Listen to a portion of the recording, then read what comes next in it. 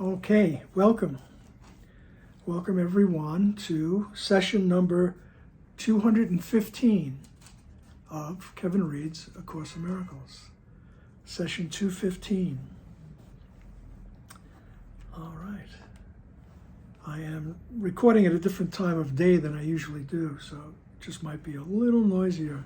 Hopefully it won't be. We'll see. Okay. Today we are finishing chapter 27.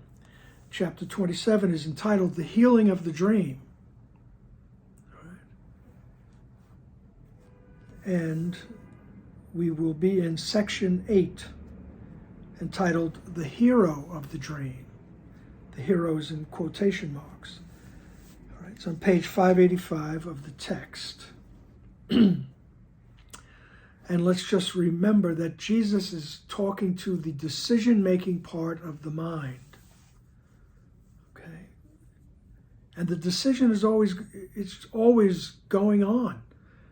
We're always deciding to believe that we're separated and we sinned and we're guilty, or to look at that and say, no, that's not it, and go back. Go back to the oneness. So here we're going to be talking about the body. All right. The body, in paragraph 1, the body is the central figure in the dreaming of the world. There is no dream without it, nor does it exist without the dream, in which it acts as if it were a person, to be seen and be believed. It takes the central place in every dream, which tells the story of how it was made by other bodies, born into the world outside the body, lives a little while and dies, to be united in the dust with other bodies, dying like itself. In the brief time allotted it to live, it seeks for other bodies as its friends and enemies. Its safety is its main concern. Its comfort is its guiding rule. It tries to look for pleasure and avoid the things that would be hurtful. Above all, it tries to teach itself that its pains and joys are different and can be told apart. It tries to prove that pain and pleasure are different. All right? And you could tell them apart, and then we go looking within the dream. Right? We go looking within the illusory world for pleasure, trying to avoid pain. When we see pain, we try to avoid it. All right. And this is what the body does. Continually says, look, I'm here, it's real, let's avoid this stuff. Okay? It acts as if it was a person to be seen. All right. So paragraph 2, the dreaming of the world takes many forms, because the body seeks in many ways to prove it is autonomous and real. It puts things on itself that it has bought with little metal discs or paper strips that the world proclaims of as valuable and real. It works to get them, doing senseless things, and tosses them away for senseless things it does not need and does not even want. It hires other bodies that they may protect it and collect more senseless things that it can call its own. It looks about for special bodies that can share its dream. Sometimes it dreams it is a conqueror of bodies weaker than itself. But in some phases of the dream, it is the slave of bodies that would hurt and torture it. All right, just a brief description of our daily life, our comings and goings. All right, the dreaming of the world takes many forms. Just to prove that I'm separate and this is what's real. All right. And he says you use metal discs and paper strips, your money, to buy things, to adorn yourself. All right, to fix up your house, to do this and that. that the world proclaims to get things that are valuable and real. Right? It works to get them. All right. So he says you go out to work to do it, doing senseless things. Obviously, he just does not have a high opinion of things that we do for money or anything for that reason. We do senseless things, and it tosses the money away for senseless things that we don't need and don't even want. It hires other bodies to protect it. Right? We have all kinds of law enforcement and fire and sanitation and all kinds of security, and it goes all the way up from the communal level to the country. Right? And then the body looks around for special bodies to share its dream. Well, she thinks like me. Oh my goodness. And look, Jesus is never telling you not to do this. Right? He's just doing this so that at one moment, someday, if not in the next moment, we will just look at what it is we're doing. Just look at what it is that you're doing. And if you want, you can just go into that quiet space in your mind and ask for clarity. Help me to see what I'm doing. Help me to see it correctly. She's not telling you to stop, stop wearing makeup, stop getting tattoos, stop getting shoes. You know what I mean? You need to have clothing in this world, in this Western world, anyway. All right? Especially in Manhattan. You just can't go walking down the street without clothing. So he's not telling you, don't do that. He's just saying, just look what you're doing and take it with a grain of salt, as they say. All right? Don't get so serious about things.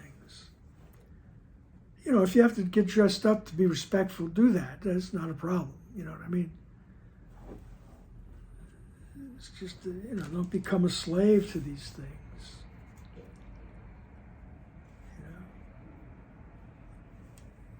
So let's look at 3. The body's serial adventures from the time of birth to dying are the theme of every dream. Every dream the world has ever had. The hero of this dream will never change, nor will its purpose. Though the dream itself takes many forms and seems to show a great variety of places and events wherein its hero finds itself. The dream has but one purpose, taught in many ways. This single lesson does it try to teach again and still again, and yet once more, that it is the cause and not the effect, and you are its effects and cannot be its cause. So the it here is the dream. So the single lesson, right? The dream has one purpose, right? That it is the cause. It's the reason why you feel the way you do. The dream is the reason, right? And you are the effect, and you can't be the cause of the dream. All right? It's got everything reversed because we, as the decision maker, are the cause of the dream. All right? We decided to believe that we're separated. And with that, immediately after that choice, came the horrible feelings of guilt. And guilt demands punishment, we're saying. So we had to leave. We thought we could leave the mind. All right? And so we projected out. All right? We dissociated from our true home. And what you dissociate from, you forget. So we forgot. We were in the mind. And we miscreated this whole universe, right? So we are the dreamer, right? But the body and the world will tell you otherwise. No, this is being done to you. Okay. Yet this is the single lesson does it try to teach over and over again, that it is the cause and not the effect. All right? The dream is but the effect of the thought of separation. But it's going to try to convince us otherwise. All right? And because it tells you that you are the effect, in paragraph 4, this is what the ego was, what we believe in the ego thought system. He says, thus are you not the dreamer, but the dream. And so you wander idly in and out of places and events that it contrives. That this is all the body does is true, but it is but a figure in a dream. Who reacts to figures in a dream unless he sees them as if they were real? The instant that he sees them as they are, they have no more effects on him, because he understands he gave them their effects by causing them and making them seem real. All right? Who reacts to figures in a dream unless he sees them as if they were real? All right? Which is what we do until we start to question. All right? How can I see them correctly? Right? The instant he sees them as they are, they have no more effects on him.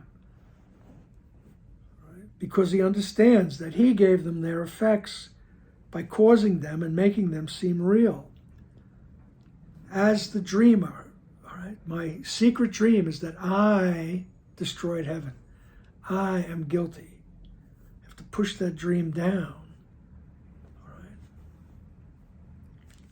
I try to project it out into this world, so this becomes the dream, and I populate it with people that I can point to and project guilt onto, right?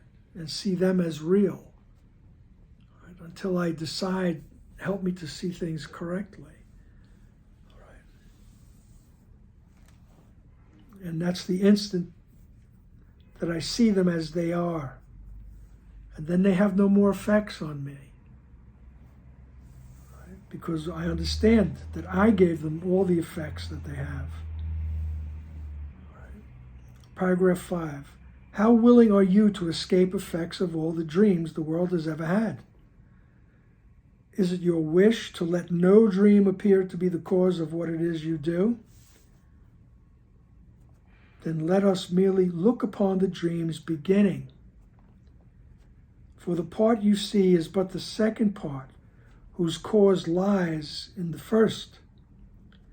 No one asleep and dreaming in the world remembers his attack upon himself. No one believes there really was a time when he knew nothing of a body and could never have conceived the world as real.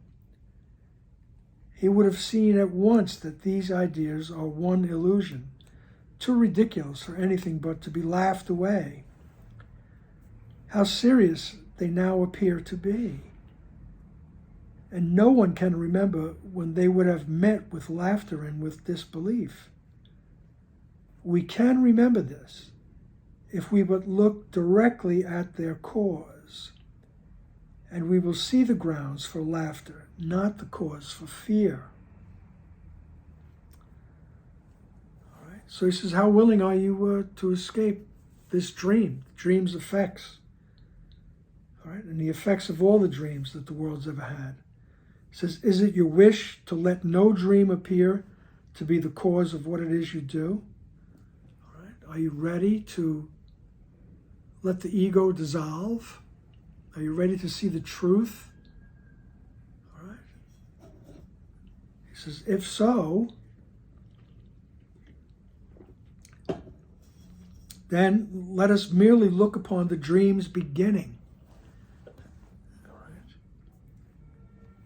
For the part you see is but the second part, No one asleep and dreaming in the world remembers his attack upon himself. We don't remember that moment. All right? When we say, I'm going to turn my back on the oneness. I want to believe that I'm an individual. I want my individuality. All right? He says, no one remembers that. All right? And he says, no one here in the dream believes that there really was a time when you didn't know anything about your body. There wasn't a body. All right? And there was a time when you could never have even thought that such a world like this could be real. All right? He says, at that point you would have seen at once that these ideas are one illusion and they're too ridiculous for anything but to be laughed away. He says, but they appear seriously now. They appear serious now. And no one can remember when they would have met with laughter and with disbelief. And yet he says, we can remember this if we look directly at their cause. And we will see the grounds for laughter, not the cause for fear. All right.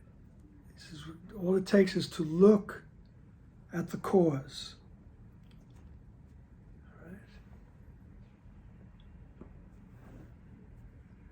But that brings up a lot of fears. Like he says, are you ready? Are you willing to escape all the effects of the dream? It can be done right away. But where we become afraid, and that's okay.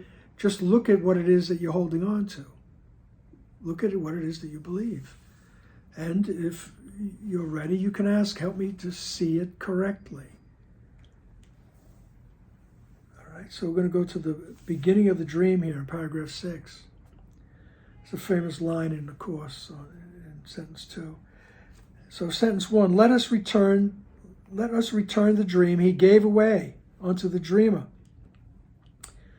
who perceives the dream as separate from himself and done to him. All right, just reiterating what he said in the last section. We dream that this is being done to us. All right, but he says, let's go to the beginning of the dream. Sentence 2. Into eternity, where all is one, there crept a tiny, mad idea, at which the Son of God remembered not to laugh.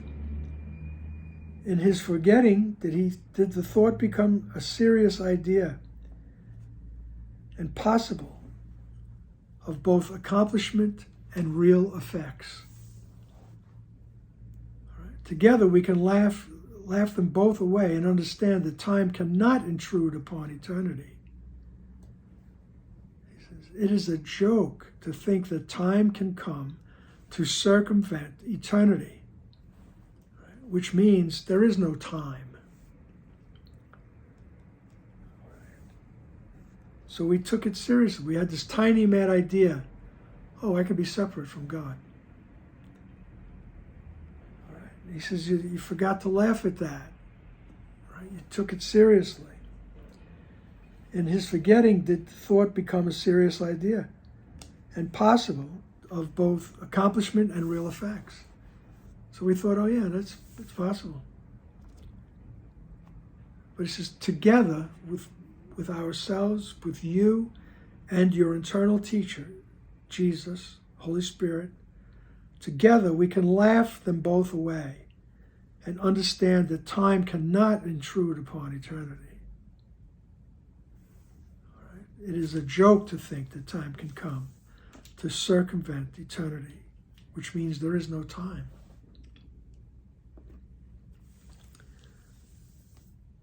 All right? The whole thing is we took it seriously. All right? I looked at the idea of separation, and instead of laughing at it, I said, oh yeah, maybe that would be cool. All right? And I wanted to try it. And here we are. All right? But he says, together we can laugh them both away. All right? Paragraph 7. A timelessness in which time made real. a timelessness in which is time made real, a part of God that can attack itself, a separate brother as an enemy, a mind within a body, all are forms of circularity whose ending starts at its beginning, ending at its cause. The world you see depicts exactly what you thought you did, except that now you think that what you did is being done to you. The guilt for what you thought is being placed outside yourself, and on a guilty world that dreams your dreams and thinks your thoughts instead of you. It brings its vengeance, not your own. It keeps you narrowly confined within a body, which it punishes because all of the sinful things the body does within its dream. You have no power to make the body stop its evil deeds because you did not make it, and cannot control its actions, nor its purpose, nor its fate. All right? So you have no power to make the body stop its evil deeds. All right? You are the innocent victim. That's what we believe in the ego.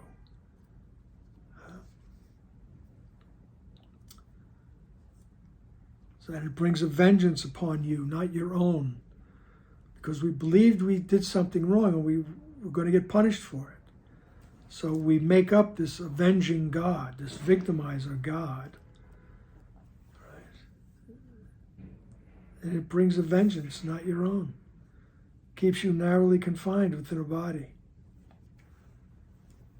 Okay, paragraph 8. The world but demonstrates an ancient truth. You will believe that others do to you exactly what you think you did to them. But once deluded into blaming them, you will not see the cause of what they do, because you want the guilt to rest on them. How childish is the petulant device to keep your innocence, by which posting, pardon me, I'm losing it here. Okay, it keeps you narrowly confined within a body, which it punishes because of all the sinful things the body does within its dream. You have no power to make the body stop its evil deeds because you did not make it, and cannot control its actions, nor its purpose, nor its fate. All right, we repeat that. We become the innocent victims. All right, I have no control over this. Right? You hear some people, I couldn't help it. You know, it's just the way I am. You know, as if they had no control over their body and what they did.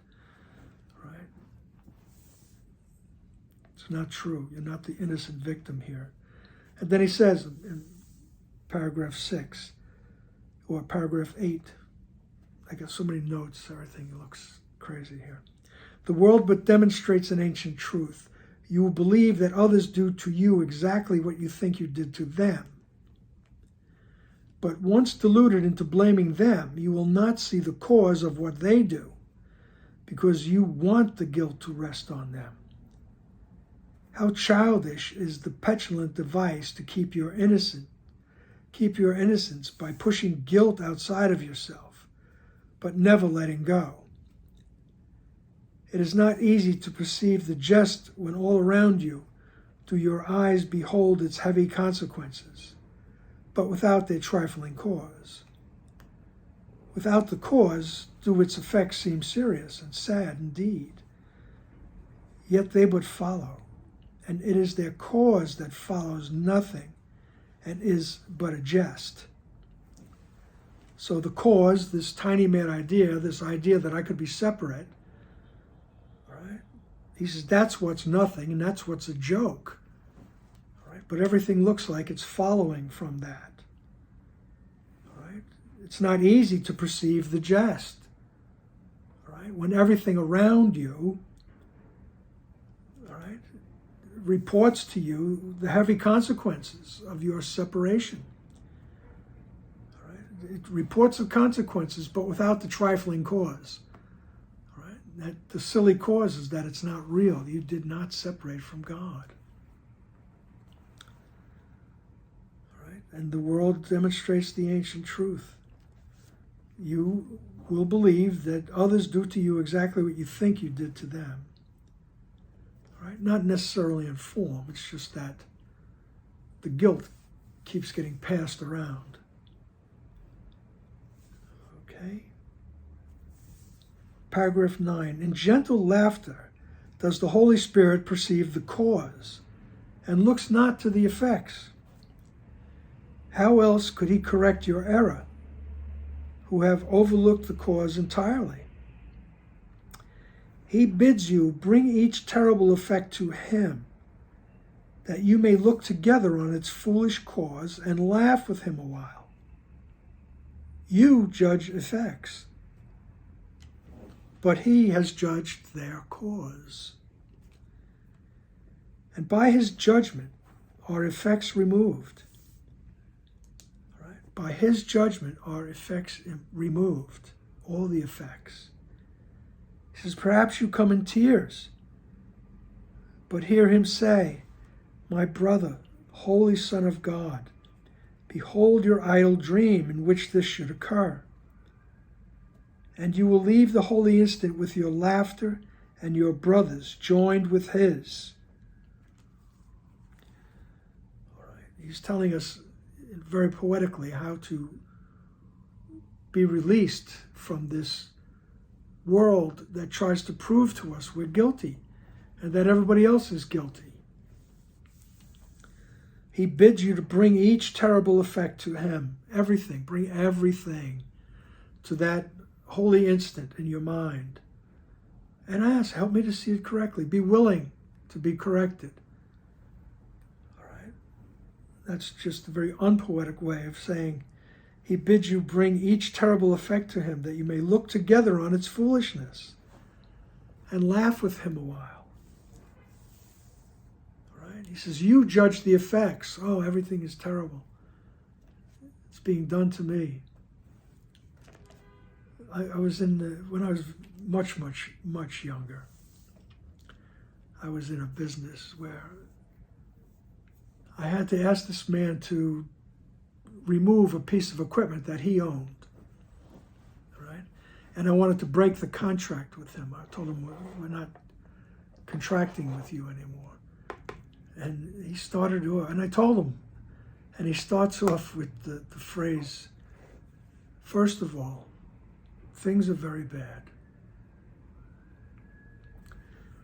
Okay, how could you? That's what the ego wants us to believe. First of all, things are very bad, right? But then we bring it to the Holy Spirit. Just go to your mind, to your internal teacher, and ask. Say, look, I've been told things are very bad. What's the truth here? What is the truth? And he says, and then together you can laugh, because the Holy Spirit judges the cause. What has made these things very bad? All right? The belief that I separated from God. All right? And what gets rid of all these bad effects is my believing that I did not, my remembering that I did not separate from my Creator. All right? You judge effects. He judges the cause. And by his judgment are the effects removed. He says, perhaps you come in tears, but you hear him say, my brother, holy Son of God, behold your idle dream in which this would occur. All right? And you will leave the holy instant with your laughter and your brothers joined with his. All right? Then in paragraph 10, he goes, the secret of salvation. All right? The secret of escaping from this ego thought system. The secret of salvation is but this, that you are doing this unto yourself. No matter what the form of the attack, this still is true. Whoever takes the role of enemy and of attacker, still is this the truth. Whatever seems to be the cause of any pain and suffering that you feel, this is still true. For you would not react at all to figures in a dream you knew that you were dreaming. Let them be as hateful and as vicious as they may. They could have no effect on you unless you fail to recognize it is your dream. Right? It is your dream. Right? They would have no effect on you if you realize that. Right? The secret of salvation is this: you're doing this to yourself. Right? This is not being said so that you could smack yourself in the head. How can I be so stupid? What am I doing? Not to punish yourself and feel bad or stupid or anything. It's not it. It's just matter-of-factly telling you, okay, that you're doing it to yourself by choosing to believe you're separated from God. All right. So whatever seems to be the cause of any pain, this is still true. For you would not react at all to figures in a dream you knew you were dreaming. Let them be as hateful and as vicious as they may. They could have no effect on you unless you fail to recognize it is your dream. All right.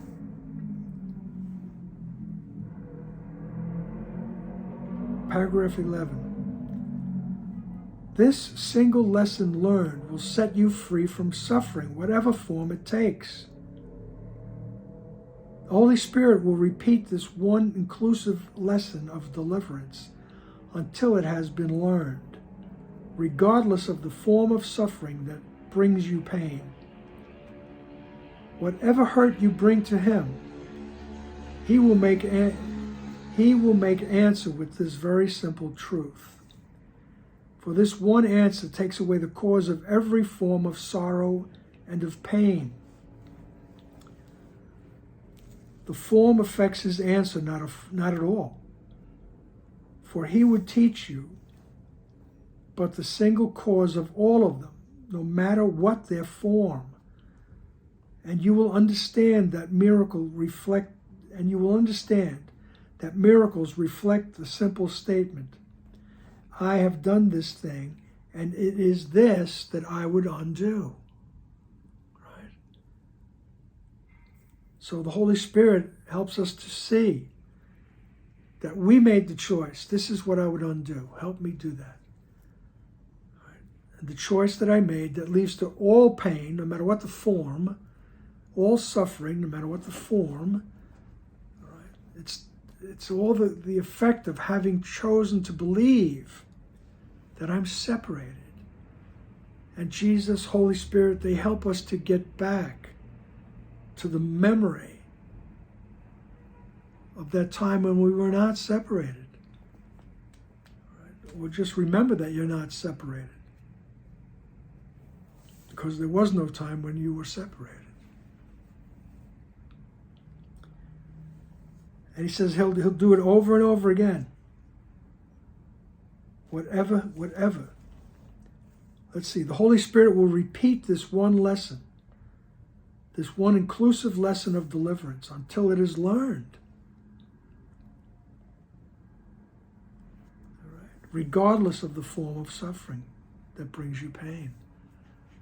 If we keep asking, help me to see correctly. All right? Over and over again, He will give us the answers until we're convinced. All right? And the form affects his answer not at all. For He would teach you that but the single cause of all of them, the single cause of everything, is that decision to believe I'm separated. And it's this that I would undo. All right? So paragraph 12. Bring then all forms of suffering to Him, who knows that everyone is like the rest. He sees no differences where none exists. And he will teach you how each one is caused. None has a different cause from all the rest. And all of them are easily undone by a single lesson truly learned. Salvation is a secret you have kept but from yourself. The universe proclaims it so. Yet to its witnesses you pay no heed at all, for they attest the thing you do not want to know. They seem to keep it secret for you. Yet you need but learn you choose but not to listen and not to see. That's what you need to learn, is that you choose not to listen to that song that God sings to you, right? Not to listen to the message of the oneness. That's what we decide that we don't want to listen to. Right? Yet you need but to learn, you choose but not to listen and not to see. Right? And once we learn that, we can say, okay, I want to reverse that. I want to see. I want to listen. Okay. Paragraph 13. How differently will you perceive the world when this is recognized? When you forgive the world your guilt, you will be free of it. Its innocence does not demand your guilt, nor does your guiltlessness rest on its sins. This is the obvious, a secret kept from no one but yourself. And it is this that he has maintained, and it is this that he has maintained you separate from the world, and kept your brother separate from him. Now need you but learn that both of you are innocent or guilty. The one thing that is impossible is that you be unlike each other, that they both be true. What is the only secret yet to learn? All right, this is the only secret left to learn. And it will be no secret that you are healed. You have to excuse me. Like I said, I got so many things underlined. My eyes get confused and tired. He says, now need you but learn that both of you are innocent or guilty. All right? I can't be innocent and you guilty, and you can't be innocent and me guilty. We're all the same. All right? I'm willing to see your innocence. I become aware of my own. All right?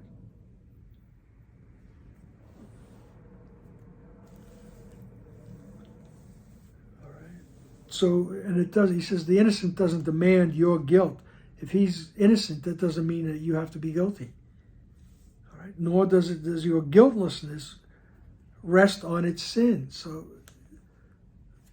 my guiltlessness doesn't depend on everybody else being a sinner, everybody else being guilty. All right? He says this is the obvious, a secret kept from no one but yourself. All right? And it is this that has maintained you separate from the world and kept your brother separate from you. Now you need but learn that both of you are innocent or guilty. All right? There's no separation between us even. All right?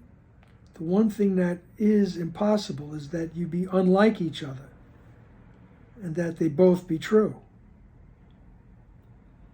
That is the only secret yet to learn. And it will be no secret that you are healed.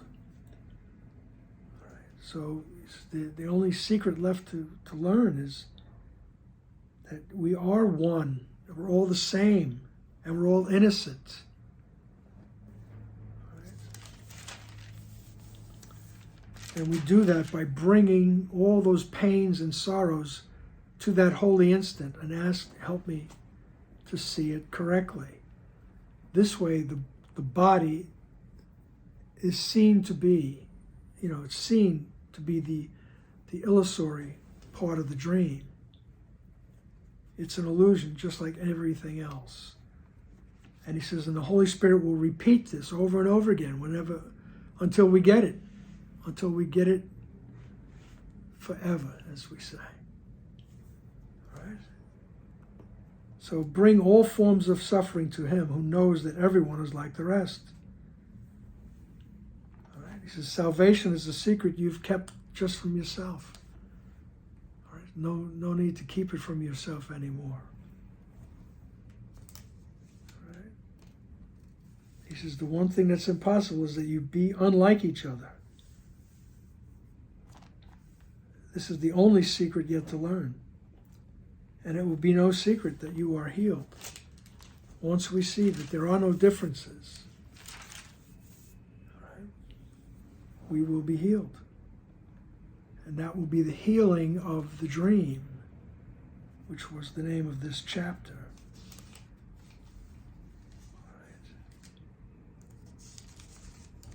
Everything has the same cause. Right? And once we see that, then the secret is unlocked. We get it. All right? I can choose to see correctly. I'll be making my way back to the realization of the real world, so to speak. And it will be no secret that you are healed.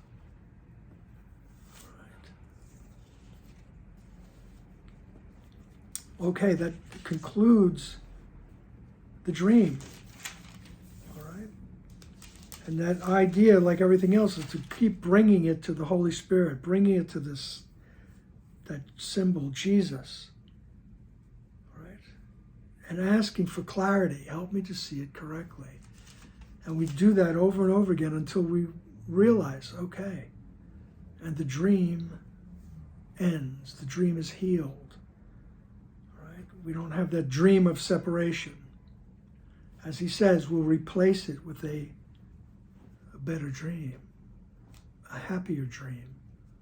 All right? And that'll be around for a while, and then you'll realize you don't need to dream anymore. All right? And that will be the healing of the dream.